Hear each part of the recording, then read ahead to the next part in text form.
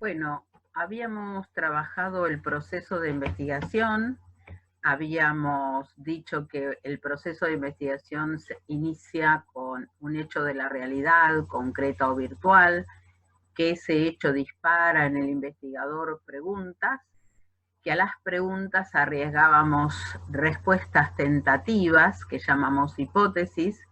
Decíamos que había tres maneras de preguntar y a su vez tres maneras de responder, utilizando para poder ubicar rápidamente el objeto de estudio las formas lógicas A es B para una hipótesis de tipo descriptiva, A provoca B para una hipótesis de tipo causal y A en tanto B, B en tanto A para una hipótesis de tipo correlacional. Dijimos que el investigador tiene que construir, hacer un recorte de ese hecho de la realidad para poder construir lo que va a ser su objeto de estudio, o sea, el objeto de su interés cognitivo. Y que para poder construirlo utilizaba la selección de variables relevantes. ¿Cómo selecciona esas variables relevantes? Pues utilizando el marco teórico, las hipótesis en juego y los objetivos de investigación. Construido su objeto de estudio, toma decisiones, ¿no? Decisiones en relación al diseño, decisiones en relación a la recolección de información, al análisis de esa información, analiza esa información, saca conclusiones y presenta a la comunidad científica los resultados. O sea que ahí terminaría el proceso de investigación. Ahora bien, hablamos de dato científico y dijimos que muchas veces se la denomina a la metodología de la investigación la ciencia del dato, precisamente porque el investigador todo el tiempo está o recolectando datos o analizando datos o sacando conclusiones a partir de datos. ¿Qué es el dato científico? Básicamente es información extraída de una realidad, es fruto de la investigación, tiene que ser registrada en algún soporte físico y simbólico y se va a expresar de alguna manera. Ese dato científico, a su vez, contiene justamente esa elaboración conceptual, un contenido informativo, ese registro, como dijimos, en un soporte físico y esa expresión en alguna forma de lenguaje. Recuerden ustedes que decíamos que la ciencia utiliza un lenguaje matematizado. Matematizado no quiere decir matemático, sino que utiliza matemas, símbolos, ¿no? Que cada disciplina inventa, crea para hacer referencia a algún concepto y que los que participan justamente de esa disciplina y de ese lenguaje pueden interpretar. Uno, para poder investigar, tiene que tener en claro cuál es la estructura del dato científico y tiene que pensarlo antes de salir al campo. ¿Cuál es esa estructura del dato científico? Podríamos decir que el dato científico tiene una estructura conceptualmente cuatripartita, en 4 partes, pero que a la hora fáctica del relevamiento de datos es tripartita. Y ya van a ver por qué. ¿Cómo podemos ubicar en los componentes o la estructura de ese dato científico? Podríamos utilizar, para poder comprender mejor, ciertas preguntas que nos van a ayudar a poder ubicar precisamente esa conformación del dato científico. Una pregunta es la pregunta de qué quiero hablar.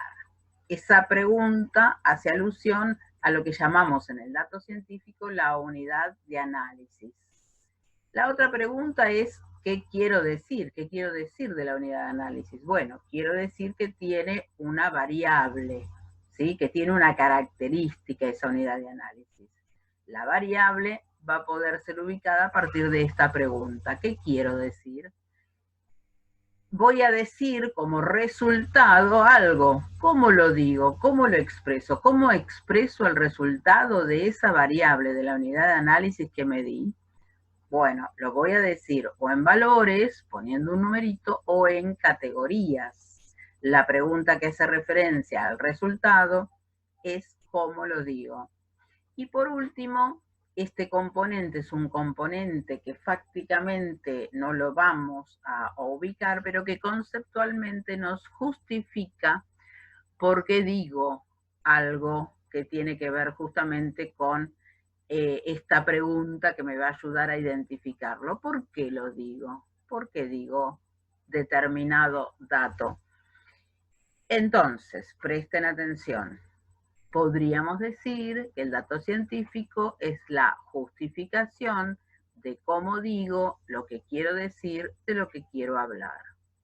Estos son entonces los componentes del dato científico: la unidad de análisis, la variable, el resultado y el indicador. El indicador es una herramienta metodológica que me va a permitir asignar valores o categorías a una variable o a una dimensión de la variable.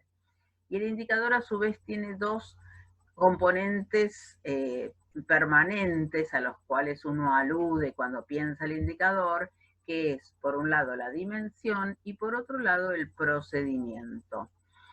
Piensen ustedes que cuando decimos dimensión estamos hablando de un aspecto de la variable. Y cuando decimos procedimientos estamos en ciencia pensando en procedimientos que sean válidos y confiables. Esto es un tema complejo, el del indicador, ¿no? Suele ser como un tema que no es fácil de interpretar hasta que uno realmente entiende, ¿no?, la lógica que tiene.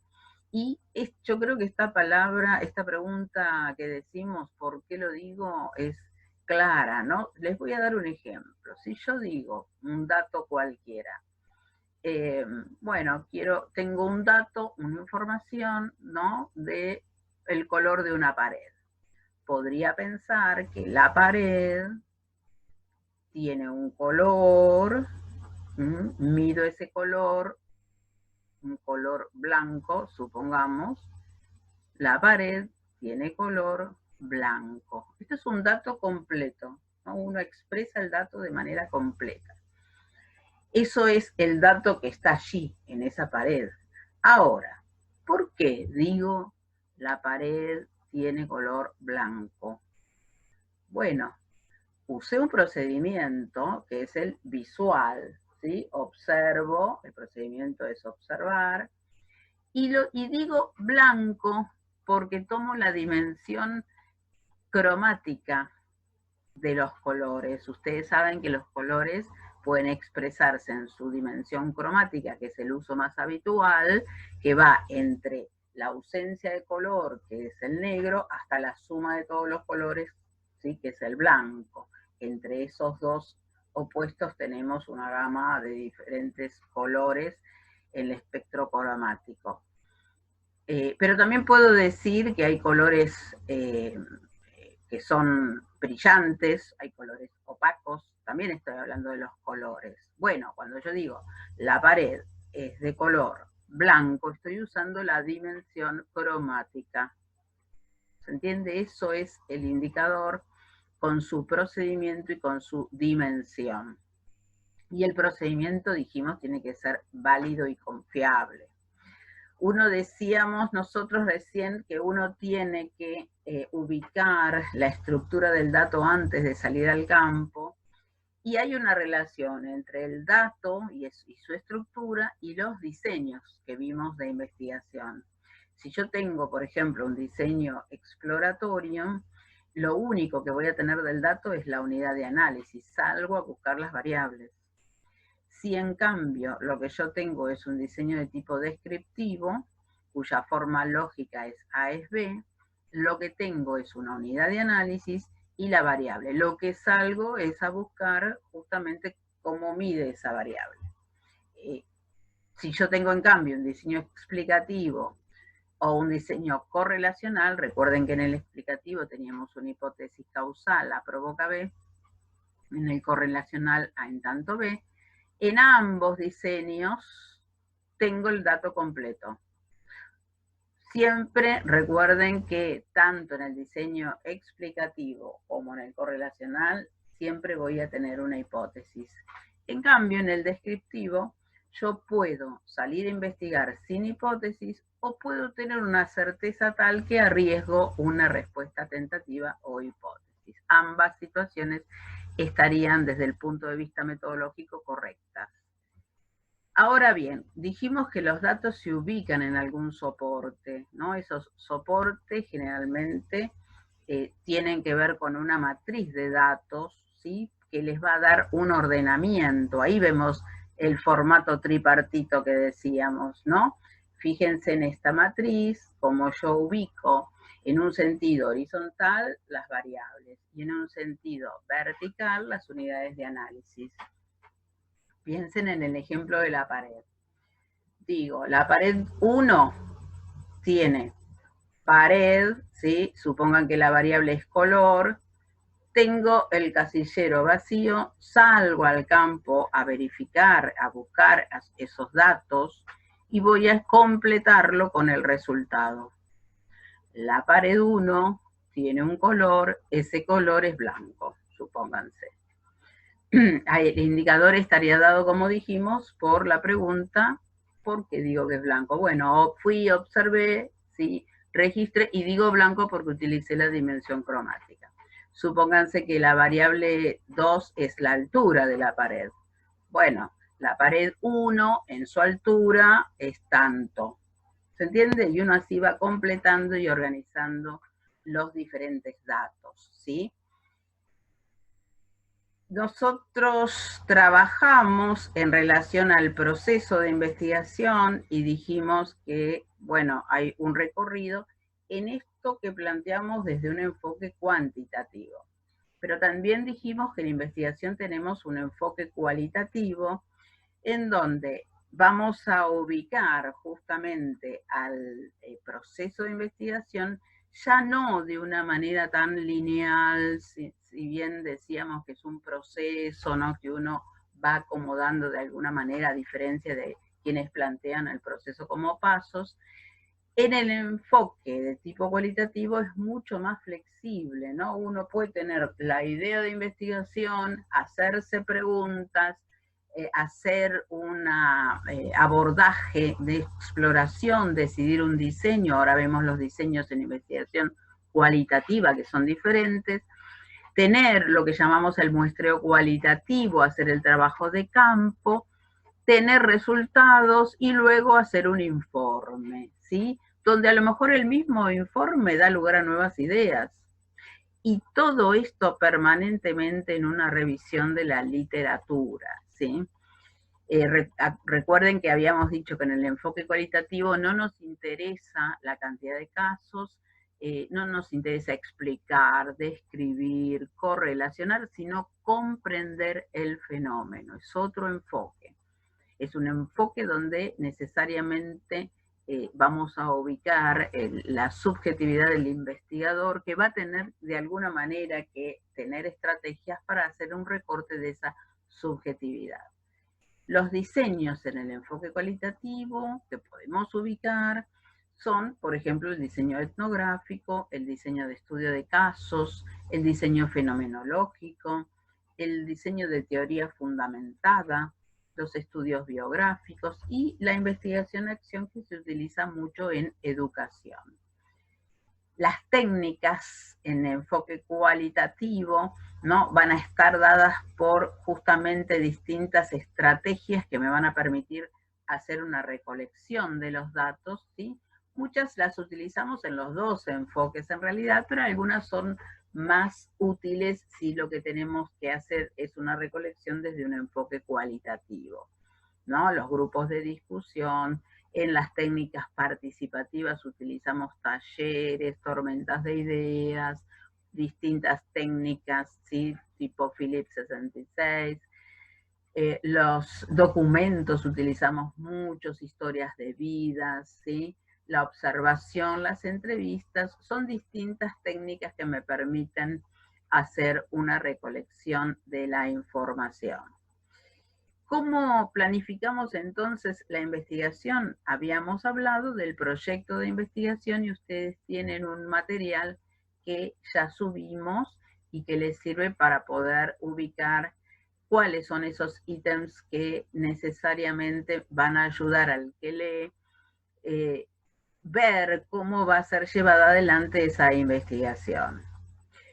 Vamos a ver cómo hacemos la recolección de datos, y para eso es importante que recuerden algunos consejos en lo que llamamos la recolección de información.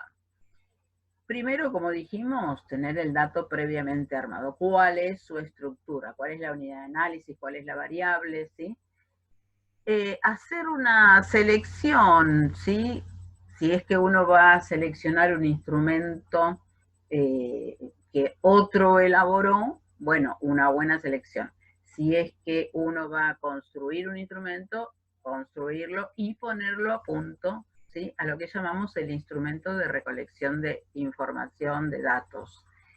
Puede ser un cuestionario, ¿sí? Puede ser un test, eso es lo que llamamos un instrumento y que va a servir, o un instrumento que ya estamos utilizando, ¿sí? Bueno, tengo que hacer una buena selección, planificar muy bien el trabajo de campo de manera sistemática y ordenada. Estas son como recomendaciones para poder hacer un buen trabajo de recolección de información. Eso que llamamos trabajo de campo tiene que ver con un contacto directo con determinada comunidad, ¿sí? O personas en estudio, donde uno tiene también que ubicar, ¿no? ese grupo que va a ser a lo mejor tomado en cuenta para el trabajo de campo, y preparar también a la comunidad o grupo que se va a trabajar.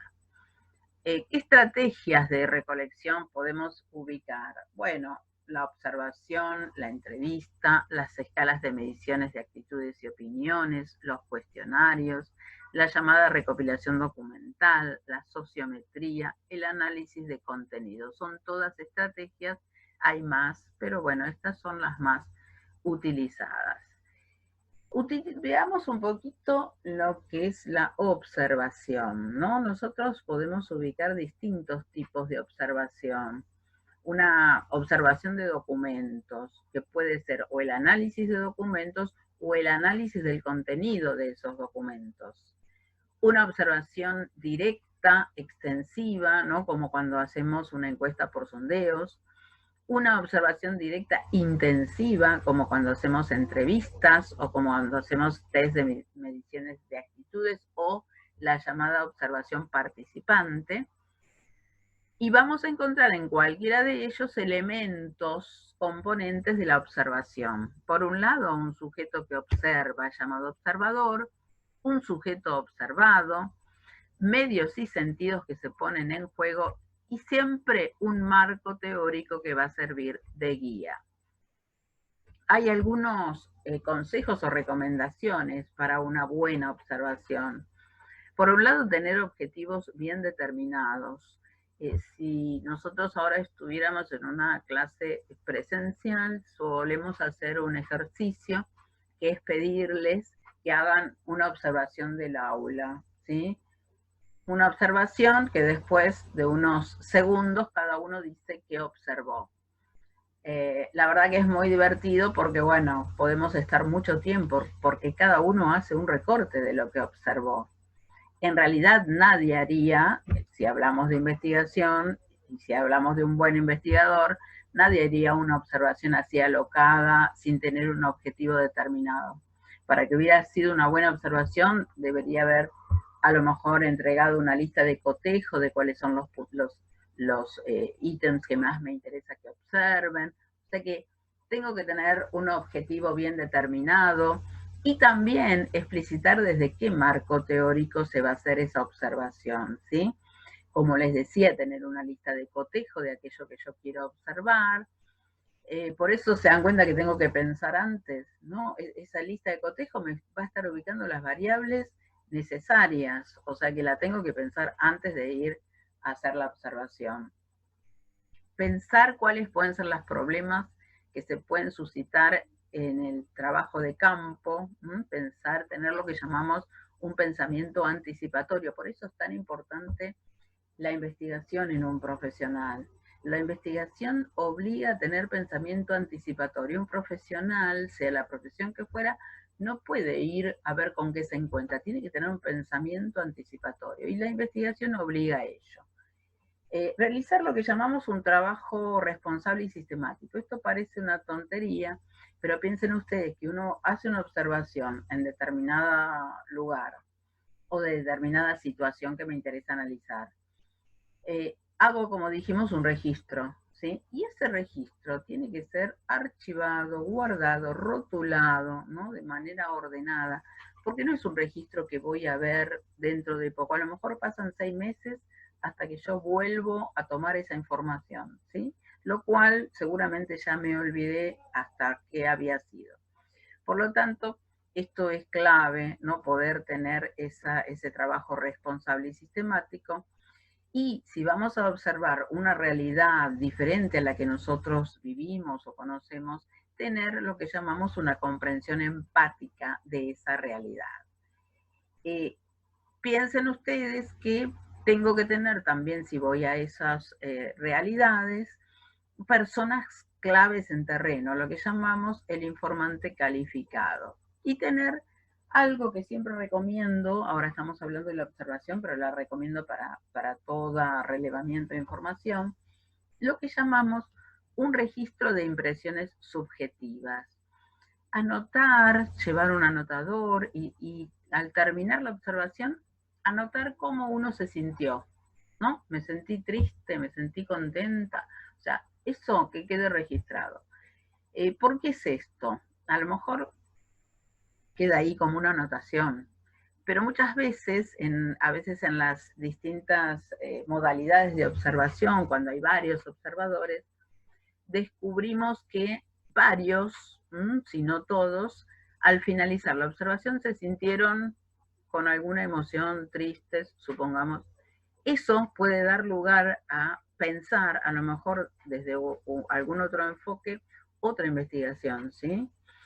Por eso es clave esto de hacer un registro de lo que llamamos las impresiones subjetivas. Tenemos entonces modalidades, esta es una clasificación de lo que es la observación, para ubicar que podemos tener observaciones según los medios, estructuradas o no estructuradas, ¿sí? Según el modo que tiene el observador de participar, lo que llamamos la observación no participante, ¿no? Cuando yo voy a observar a lo mejor cómo se comporta una manifestación, ¿sí? O cuando hago una observación determinada de una situación, donde el que observa es ajeno a eso que está observando. En cambio, en la observación participante, el observador es alguien que es parte de la misma situación. Uno puede ser participante natural porque pertenece a ese grupo y a su vez es el investigador, o puede ser un participante artificial, ¿no? Un antropólogo que va a una comunidad, a lo mejor está un año viviendo en esa comunidad como observador, es participante pero no pertenece a esa comunidad. Después podemos tener observaciones que según el tipo de observadores pueden ser individual cuando es un solo observador o pueden ser en equipo, como les decía, varios observadores. Si yo voy a observar una manifestación, a lo mejor pongo observadores al inicio, otros en el medio y otros al final del grupo. O sea que en equipo voy haciendo los distintos registros. También puedo tener observaciones que tienen que ver con observaciones realizadas en lo que llamamos trabajo de campo, la vida real, o en laboratorio. ¿Sí? Yo puedo armar un dispositivo, tal como es en vida real, pero armado. ¿Sí? Son distintos tipos de observaciones. Hay instrumentos que me permiten registrar o sistematizar un poco esa observación, ¿no? Como el diario, los cuadernos de notas, cuadros de trabajo, ¿no? Que me permiten ir ubicando en esos cuadros los registros realizados, mapas, y hoy tenemos dispositivos mecánicos, ¿no? Como una fotografía que nos puede hacer un registro, un video, un grabador. piense que la fotografía es muy interesante porque uno registra rápidamente, ¿no? Pero tiene siempre que tener el cuidado de que es un recorte de la realidad, ¿no? La fotografía es el aquí y ahora, es esto que pasó. Por lo tanto, a la hora de analizar una fotografía, tengo que tener el cuidado de no hacer interpretaciones erróneas, ¿sí? Muchas veces hay fotografías que si yo no conozco qué pasó antes y qué pasó después, puedo sacar conclusiones que no son las reales, ¿sí? Bien, hay ventajas en todas las estrategias de recolección de datos, vamos a encontrar ventajas y desventajas. ¿Qué ventajas tiene la observación? Bueno, una de las ventajas es que yo obtengo la información independientemente del deseo del observado de proporcionármela o no. Esta es una gran ventaja porque yo hago la observación y aunque no quiera, la tengo la información. Puedo hacer un estudio de hechos y fenómenos en vivo y en directo, sin intermediarios. Tienen también desventajas, ¿no? Por un lado, yo puedo hacer una proyección, ¿no? De lo que yo creo, lo que pienso sobre lo que estoy observando, ¿no? Eso es un peligro al cual uno tiene que estar siempre advertido. Puedo tener dificultades para hacer una distinción entre lo que serían los hechos observados y la interpretación de los hechos, ¿sí? Y también mi sola presencia me puede afectar el campo. Esto lo veíamos cuando veíamos el diseño observacional, ¿no? Como no deja de ser observacional el registro, ni el diseño si es un diseño observacional, aunque la presencia del observador me cambie el comportamiento de las personas que están siendo observadas, ¿sí? O sea que esto es algo que uno tiene que saber, que muchas veces puede la presencia inhibir, ¿no? Y mostrarme un comportamiento que no es el real. Y la otra desventaja tiene que ver con que a veces se hacen generalizaciones que no son válidas, ¿sí? Por una observación yo no puedo hacer una generalización. Bien, la entrevista. La entrevista, dijimos, es otra manera de recolectar información y es una estrategia que utilizamos también nosotros en nuestra praxis cotidiana como profesionales de la salud. Sin embargo, acá me interesa que hagamos una diferenciación entre lo que es una entrevista de trabajo, una entrevista en salud y una entrevista en investigación, ¿sí? En las tres casos tenemos un dispositivo donde hay un entrevistador, hay un entrevistado, ¿sí? Hay un objetivo, voy a hacer preguntas. Sin embargo, en una entrevista de trabajo, ¿dónde está la demanda? La demanda está en el entrevistador que necesita información para ver si la persona que solicita el empleo es la conveniente. También la demanda está de parte del entrevistado, ¿no? Que está interesado en que le hagan la entrevista. O sea que tenemos una demanda de parte de ambos componentes. En una entrevista en salud, ¿dónde está la demanda? Bueno, la demanda está en el paciente que concurre. El paciente viene, el médico le hace la entrevista, le va a hacer preguntas, el paciente le va a contestar todo lo que le pregunte porque interpreta que esas preguntas lo van a ayudar para ayudarlo a él en su problema de salud. O sea que ahí tenemos una demanda que realmente está facilitada la información porque generalmente los pacientes colaboran respondiendo. ¿Qué pasa en una entrevista en investigación? Bueno, acá la demanda está del lado del entrevistador. El que está siendo entrevistado, la verdad, nos está haciendo un favor porque somos nosotros los que tenemos la necesidad de tener esa información. Por lo tanto, hay algunos consejos que uno tiene que pensarlos a la hora de hacer ese tipo de entrevistas en investigación. Estos son los componentes y las funciones es la de obtener información y muchas veces nos permite hacer lo que llamamos triangulación, ¿no? Yo hago una observación, Y luego con la entrevista tengo más información sobre el fenómeno, ¿sí? Hago una triangulación de estrategias. Hay ventajas, como dijimos también en estas estrategias, que como les planteaba, una es ampliar esa información que yo obtengo de determinado fenómeno y me permite a su vez tener datos, ¿no?, que van a ser muy significativos a la hora de poder después hacer un análisis, ¿no?, de toda esa realidad observada. Yo puedo captar con la observación gestos, tonos de voz, y en la misma entrevista también ver qué pasa con esos tonos de voz y hasta con un cuestionario, ¿no?, abordar qué significan esos gestos, ¿sí? O sea que, como ven, amplía información. Desventajas que tiene la entrevista tiene que ver con muchas veces limitaciones, ¿no?, para expresarse de las personas entrevistadas, donde puede haber hasta respuestas, ¿no?, que puedan ponerlos incómodos, especialmente con temas tabúes.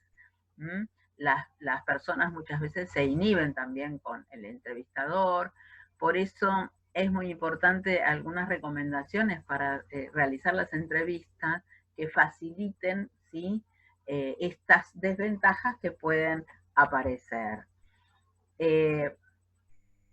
Acá en estas normas para la entrevista estarían las recomendaciones, ¿no? Porque uno lo que recomienda siempre es ir abordando al entrevistado de una manera amable, de una manera que se sienta cómodo, ¿no? Gradualmente en distintas preguntas que me lleven al nudo que en realidad me interesa, ¿no? Uno puede iniciar, por supuesto, presentándose, presentando de qué trata la investigación, ¿sí?, qué importante es su participación, ¿no?, con una conversación introductoria, para después ir a las preguntas que ya hemos pensado, ¿no?, porque en cada pregunta, recuerden, están las variables que me interesan, para abordar directamente un interrogatorio y después hacer un cierre, ¿sí?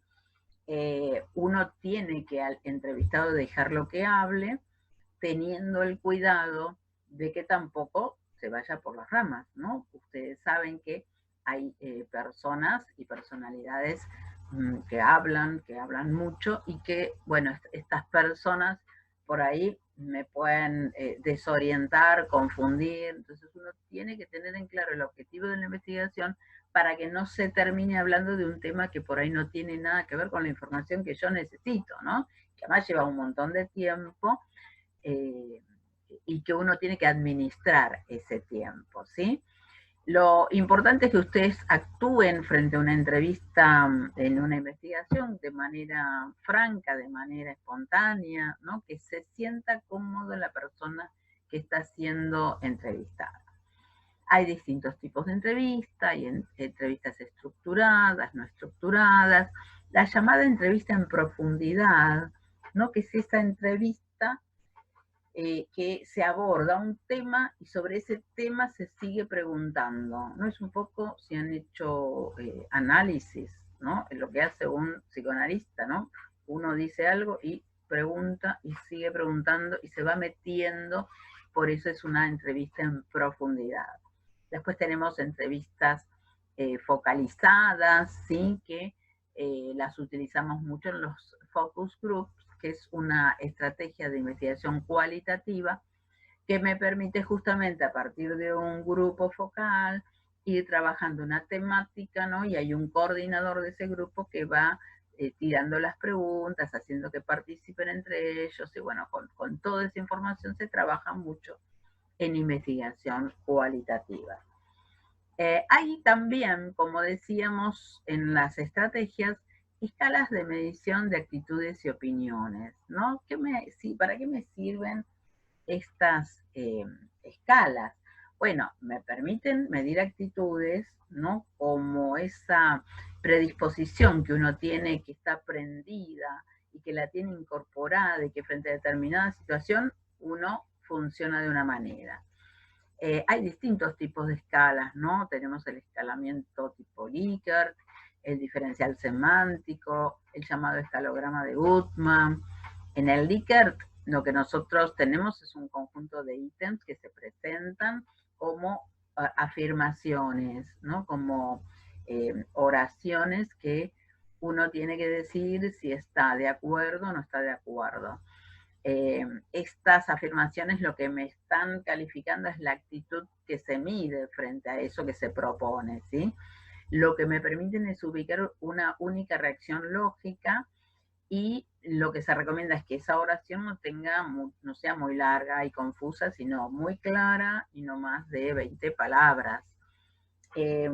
Uno anuncia, por ejemplo, las afirmaciones que le voy a leer son opiniones con las que algunas personas están de acuerdo y otras en desacuerdo. Le voy a pedir que me diga cuán de acuerdo está usted con cada una de estas afirmaciones. Y entonces le digo la frase, y hay opciones donde uno puede estar muy de acuerdo, ni de acuerdo ni en desacuerdo o muy en desacuerdo, ¿no?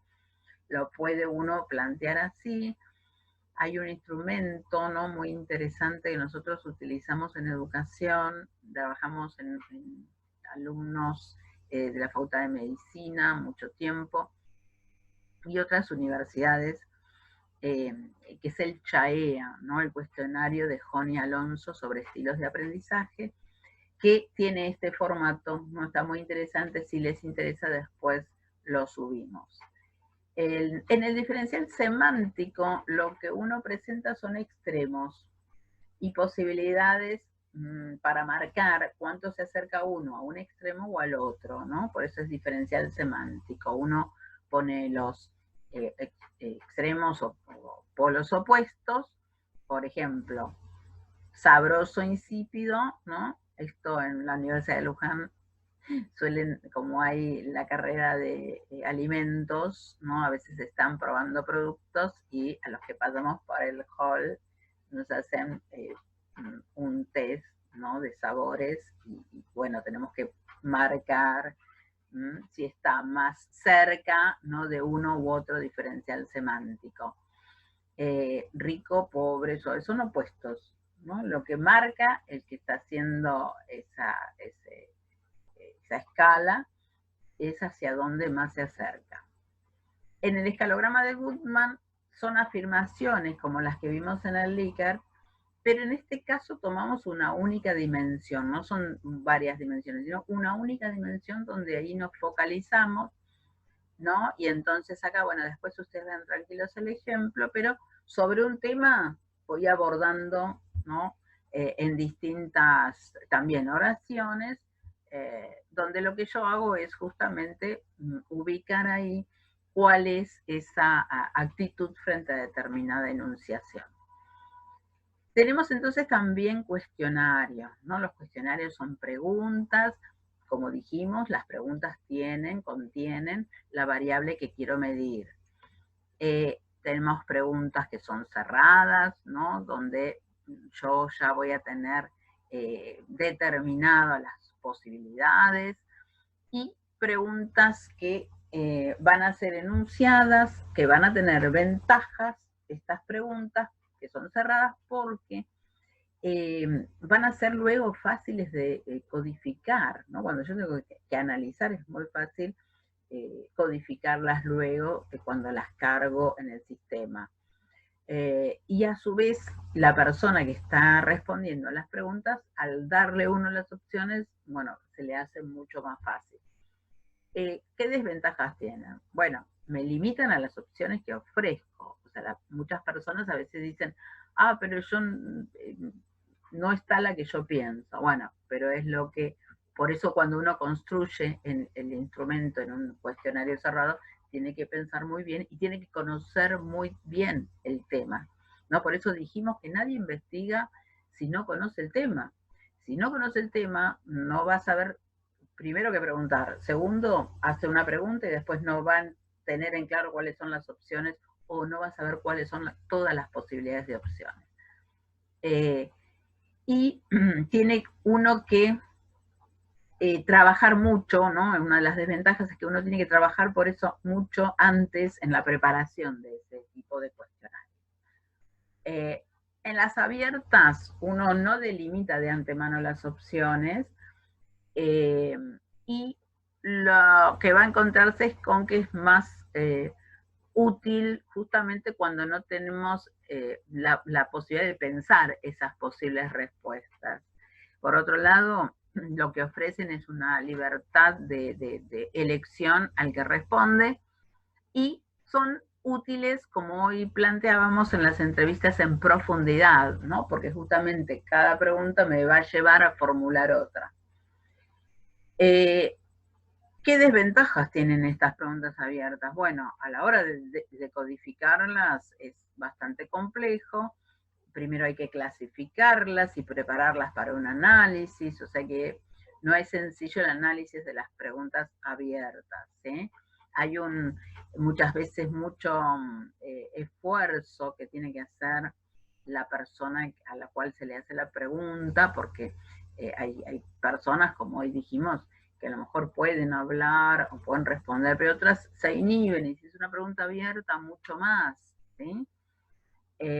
Y esto tiene que ver en parte con, bueno, quién es el otro al cual le estamos preguntando. Por eso tenemos que analizar muy bien a quién le vamos a hacer las preguntas.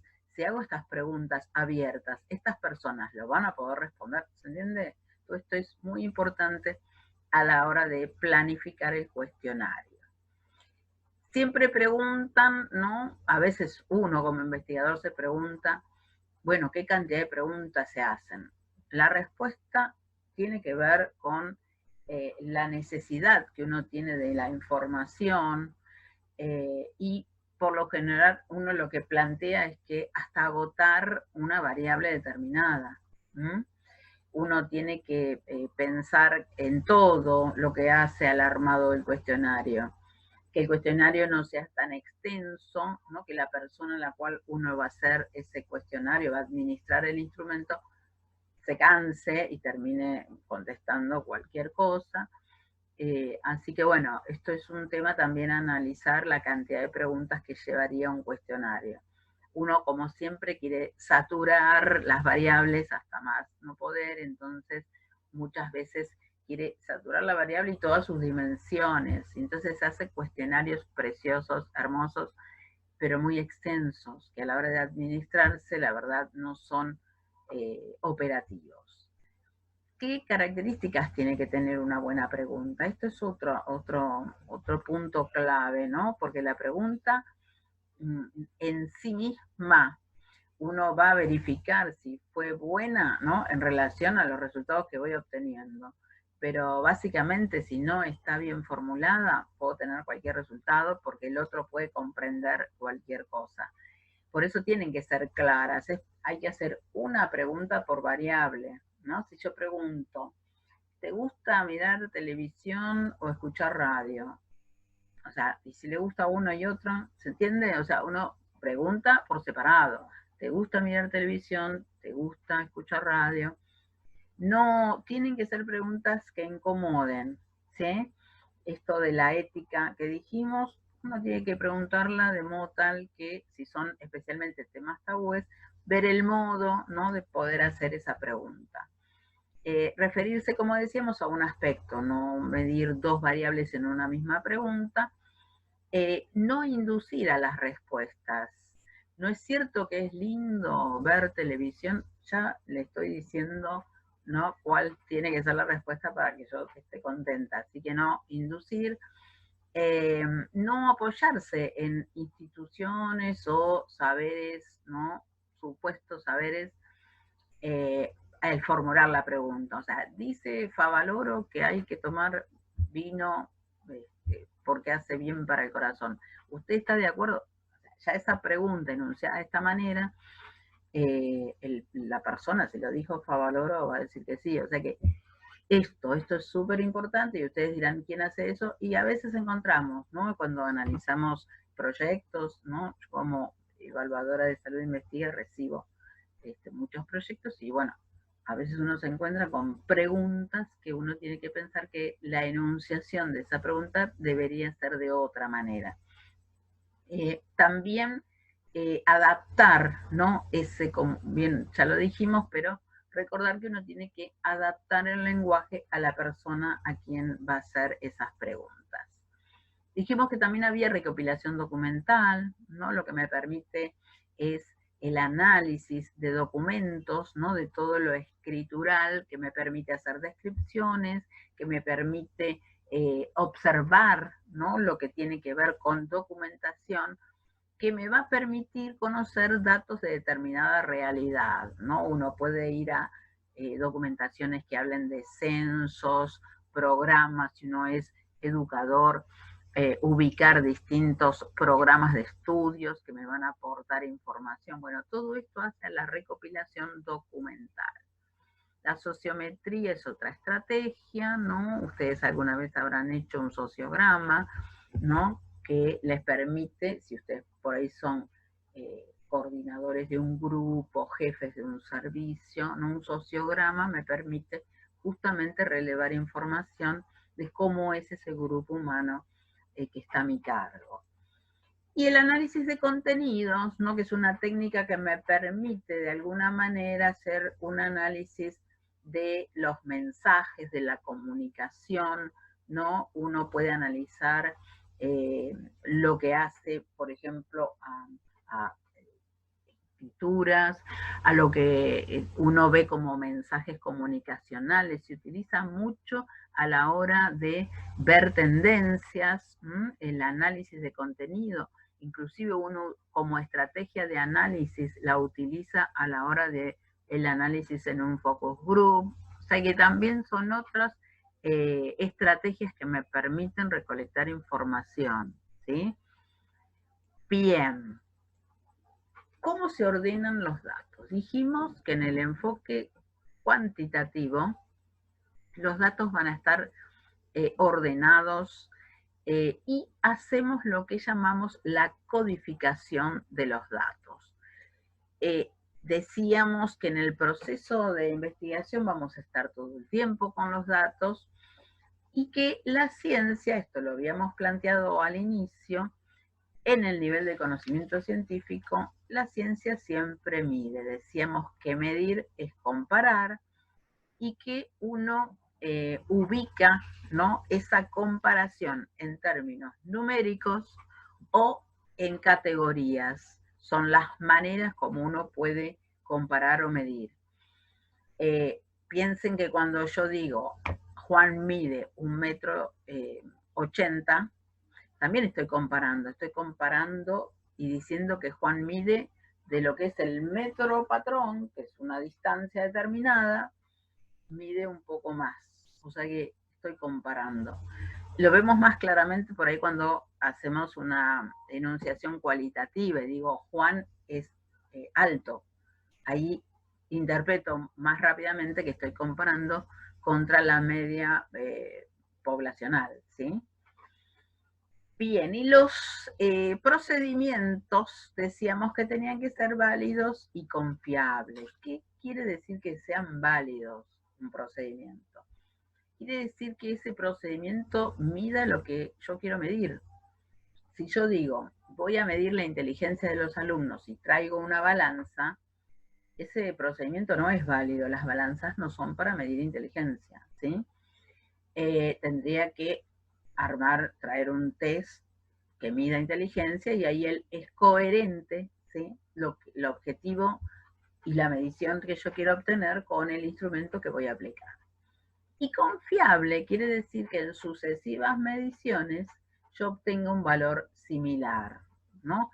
Estos aspectos que hacen al procedimiento son los que tengo que considerar a la hora de armar mi instrumento de medición, ¿sí?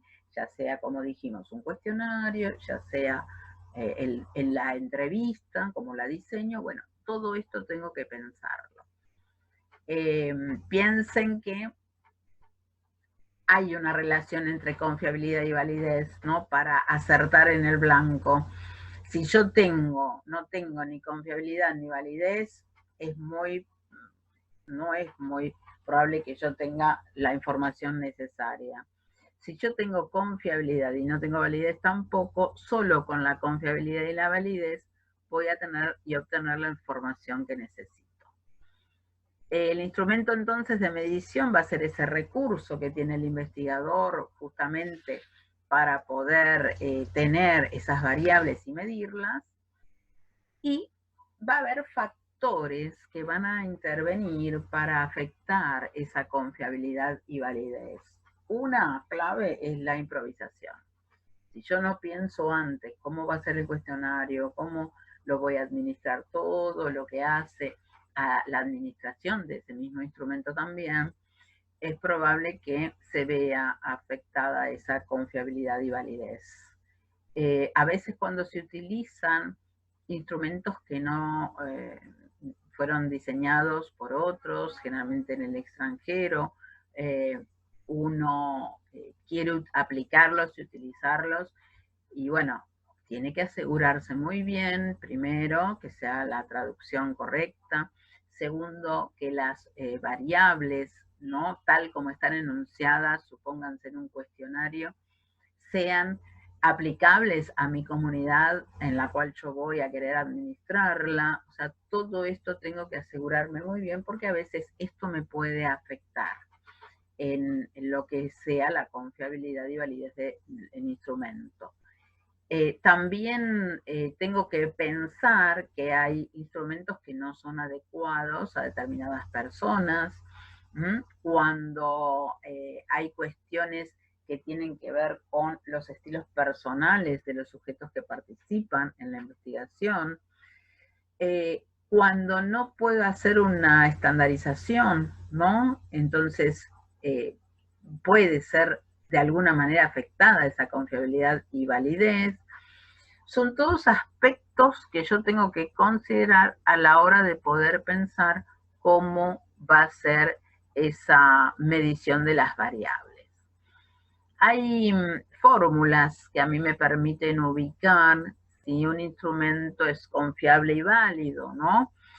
En esta fórmula, X representa los valores observados, ¿sí?, que son los disponibles. La T representa los valores verdaderos y la E el grado de error. Por lo tanto, los valores observados van a ser la resultante de los valores verdaderos y el grado de error en la medición, ¿no? Uno tiene que pensar muchas veces que estas fórmulas me ayudan a pensar cuándo ese instrumento es válido y confiable, ¿sí? Y hay también maneras de armar ese instrumento, ¿no?, para que sea así válido y confiable. Acá vamos a ir viendo rápidamente, porque esto ustedes lo pueden madurar mejor. Lo pueden encontrar en Hernández Sampieri, que está subido en el grupo. Pero es interesante ver cómo lleva todo un tiempo armar cualquier instrumento. Hay un momento de definiciones fundamentales, ¿no?, que yo tengo que reflexionar acerca de qué variables tengo que tener en cuenta, cuáles me van a servir, ¿sí? Si bien se acuerdan que cuando hicimos la construcción del objeto de estudio seleccionamos las variables relevantes, bueno, ahora tengo que volver a pensar eso, y hay algunas preguntas que me ayudan a pensar eso. ¿Qué va a ser medido? ¿Qué es lo que quiero medir? ¿Sí? ¿Quiénes van a ser medidos? ¿Cuándo voy a realizar esa medición? ¿Dónde? ¿En qué lugar? ¿Sí? ¿Qué propósito tenemos para obtener esa información? ¿Cuáles son las definiciones operacionales de esas variables, ¿no? ¿Y qué tipo de datos queremos obtener? Con estas preguntas yo me voy acercando en esta fase de redefinición a el armado de ese instrumento. Después tengo que hacer una revisión más puntual de la literatura. Ya hice una revisión, ¿se acuerdan? Para pensar el marco teórico. Bueno, ahora cuando construyo un instrumento vuelvo a revisar la literatura, el marco teórico, ¿sí? En esa revisión tengo que pensar en las variables en los dominios de contenidos de las variables, en la muestra que quiero tener, en las condiciones de la administración, en toda la información que yo tenga extra sobre esa confiabilidad o validez, y en los recursos de los cuales dispongo para administrarlo. En una fase siguiente lo que voy a hacer es la identificación del dominio de las variables a medir con sus indicadores. ¿Se acuerdan que hablamos del indicador? Es importante acá señalar con precisión los componentes, las dimensiones y los factores que teóricamente van a contemplarse en cada variable, ¿sí? Incluso uno hasta lo tiene que graficar para interpretarlo bien. Bueno, todo esto también lleva su tiempo. Después tengo que tomar decisiones, ¿no? Acerca de utilizar un instrumento de medición ya elaborado, adaptar ese instrumento o armar uno nuevo. Entonces, ya tengo las preguntas, ya tengo el cuestionario. Supónganse que el instrumento es un cuestionario. Bueno, busco un cuestionario ya elaborado que contemple esta información, lo desarrollo yo, adapto ese, bueno, esta es una decisión. Después, ¿en qué formato lo voy a hacer? Lo vamos a armar en un formato determinado, hasta visualmente, cómo lo quiero armar o cómo es mejor armarlo. Y después, ¿cómo lo vamos a administrar? ¿Se va a hacer online? ¿Se va a hacer a la persona? ¿Se lo entregan un papel? O sea, todas estas son decisiones que permiten ayudar en esa construcción. Después, la misma construcción que me va a obligar a pensar cómo va a ser la codificación, o uno cuando codifica lo que hace es asignar un valor numérico o un símbolo que represente a esa variable. Acá hay un ejemplo muy conocido, ¿no? Para la categoría de masculino, a una codificación en la carga que es un número 1, femenino, un número 2. Luego tengo que, y esto es clave, porque la verdad uno tiene que pensar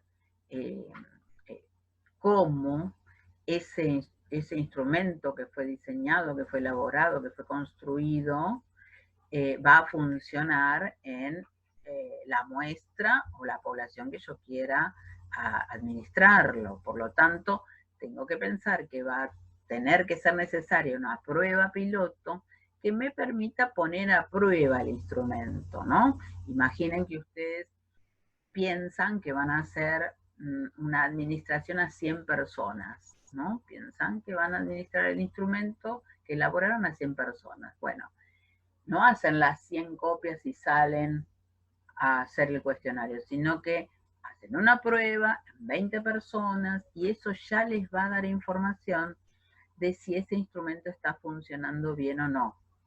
Pasa muchas veces que uno arma un instrumento, está muy feliz con lo que armó y a medida que empieza con la administración se da cuenta que se olvidó alguna pregunta que es clave, ¿no? Se va dando cuenta en la misma administración.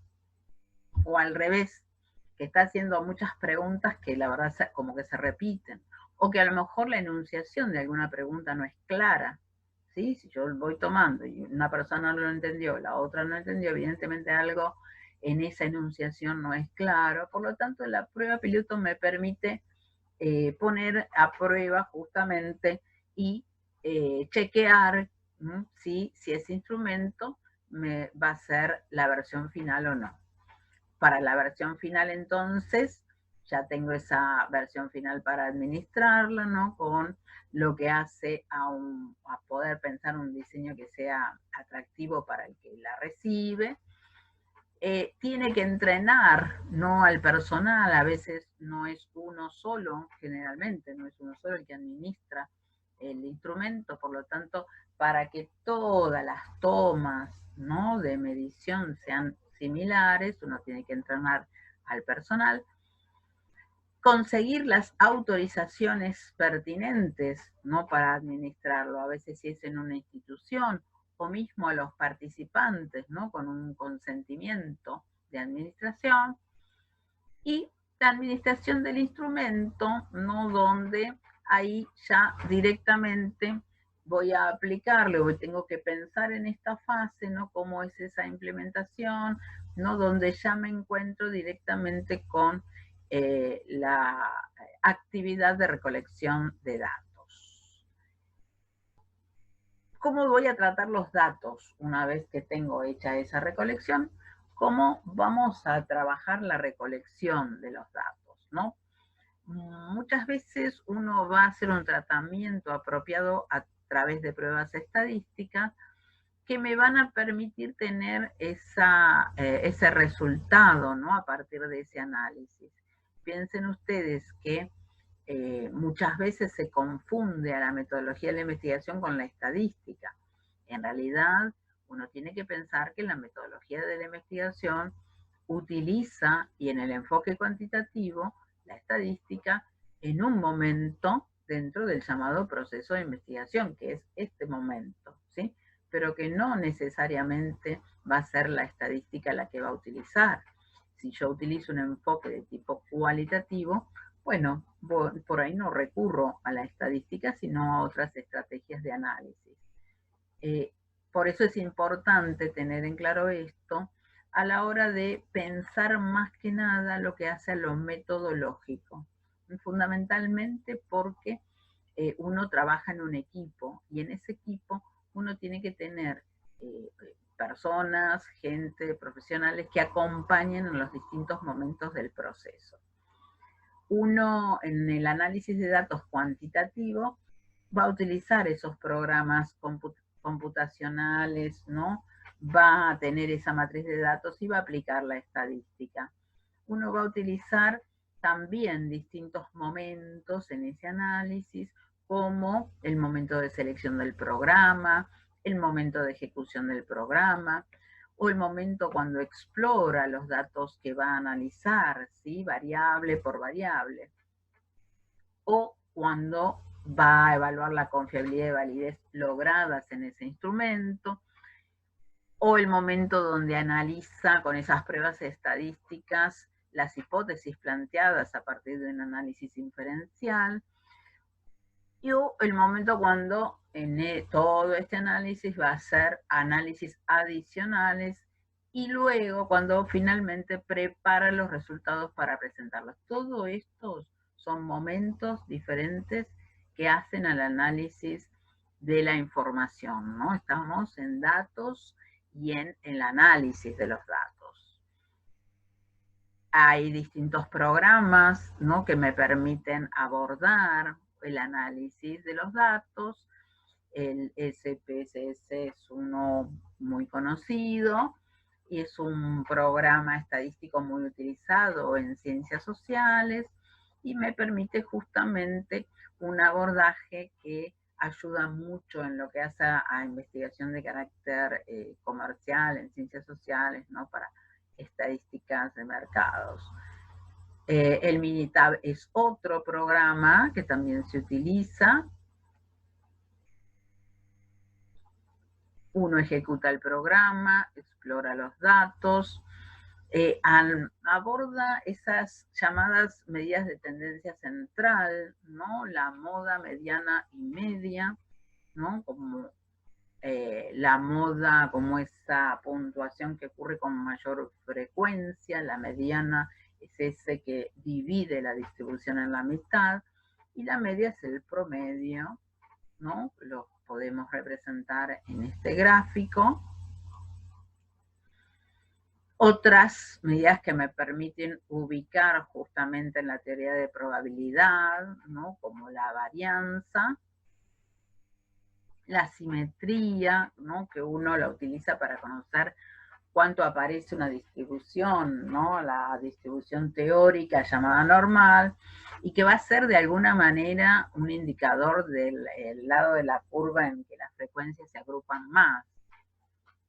Acá tenemos, ven, en una llamada curva de asimetría negativa, una asimétrica y una de asimetría positiva. Se dan cuenta cómo ubican de un lado o más de la curva. La kurtosis, ¿no? Como otro indicador de lo plano picuda que es una curva. el llamado valor P, ¿no? Que muchas preguntan muchas veces, ¿no? Si es, cuál es ese valor, ¿no? Como esa probabilidad de obtener el resultado al menos tan extremo como el que realmente se ha obtenido, suponiendo siempre que la hipótesis nula es la cierta, la correcta, ¿no? Que es lo que uno va a medir justamente en una investigación. ¿Se acuerdan que cuando trabajamos hipótesis habíamos hablado que nosotros hacemos esa enunciación de las hipótesis en las distintas formas lógicas y que cada una de esas enunciaciones tiene a su vez la llamada hipótesis nula, que es la negación de esa hipótesis, ¿sí? Y a su vez tiene la alternativa, que sería la otra opción si la hipótesis nula fuera la verdadera. Bueno, aquí es lo que estamos trabajando, es precisamente con esa hipótesis nula, ¿sí? Piensen ustedes que es un valor que va a oscilar entre 0 y 1, y uno podría decir que los valores altos de P no rechazan la hipótesis nula, ¿sí?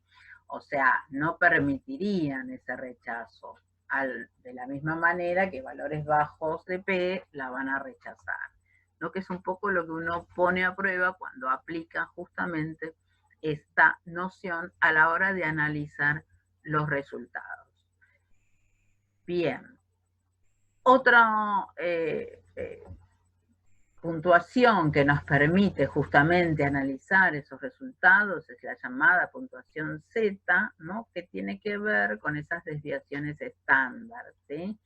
Me va a permitir de alguna manera visualizar la dirección y el grado, ¿no? Que un valor individual se aleja de la media, ¿no? Me va a permitir ubicar esto y a partir de este análisis yo puedo de alguna manera ver cuánto me alejo del patrón teórico representado por su hipótesis nula. Bien. También ubicamos, ¿sí?, a la razón como esa relación entre dos categorías, ¿no? Que uno va muchas veces a poder aplicar, ¿no? Y que de alguna manera me permiten también hacer el análisis de los resultados, ¿no? O la proporción, ¿no? A veces uno analiza la proporción muestral o la tasa, ¿no? Son todas maneras de análisis en enfoque cuantitativo. Uno en salud utiliza muchas tasas comunes, ¿no? Como la tasa de mortalidad, morbilidad, natalidad. Bien, evaluamos entonces, como dijimos en otro momento, la confiabilidad y validez logradas por el instrumento, ¿no? A partir de todo este análisis llegamos a esa evaluación. Hay, ¿no?, un camino crítico que les permite de alguna manera ver esa confiabilidad y validez en el análisis de los datos, ¿no?, donde uno va buscando esos elementos esenciales, tanto en la confiabilidad como en la validez, y que de alguna manera le van a permitir a ustedes en esta fase del análisis ubicar justamente esa recepción que tienen en relación a poder considerar si la recolección de datos que han realizado es confiable y válida, ¿sí? El análisis a partir de estas pruebas estadísticas que dijimos, ¿no? Uno va a aplicar a lo mejor, ¿no? Siempre recuerden que cada investigación va a tener un análisis determinado, ¿no? Cuando uno llega a un momento en el cual esos datos que ha obtenido tiene que de alguna manera haberlos pensado mucho antes y también haber pensado cuál va a ser el tratamiento de los datos, ¿no? Que es un poco esto que aparece cuando ustedes elaboraron o están elaborando el proyecto de investigación, ¿no? En cuál va a ser ese tratamiento de los datos. Muchas veces tenemos, ¿no?, en esa prueba de hipótesis justamente que ubicar, a partir de ubicar esa hipótesis nula, ¿no?, y ver si la hipótesis o las hipótesis alternativas son las verdaderas, ¿no? En el caso que justamente la verdadera fuera la hipótesis nula, ¿sí? Hacemos análisis adicionales muchas veces, preparamos los resultados para ser presentados, ¿no? En tablas, en cuadros, y eso me va a permitir justamente hacer el último momento del proceso de investigación que dijimos es la presentación de resultados o la validación expositiva. En esa validación expositiva, que como ven es el último momento, ¿no? En la presentación de resultados, ya sea en el enfoque cuántico y siempre tengo que hacer una presentación, y el primer escrito que hago es un informe de investigación, ¿no? Generalmente uno hace en ese proyecto de investigación que ustedes diseñaron, hay un momento que tienen que poner avance de informe. Bueno, generalmente al año uno hace un avance, a los 2 años que termina la investigación hace el informe final. Sería como el segundo momento escritural no necesario en el proceso de investigación, la presentación de resultados. Hay un formato, ¿no?, que uno puede utilizar para ese informe, y hay modos de presentación de esos conocimientos, como dijimos al inicio.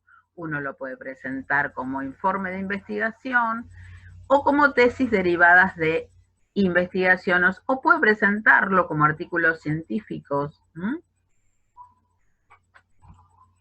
Bien. Bien.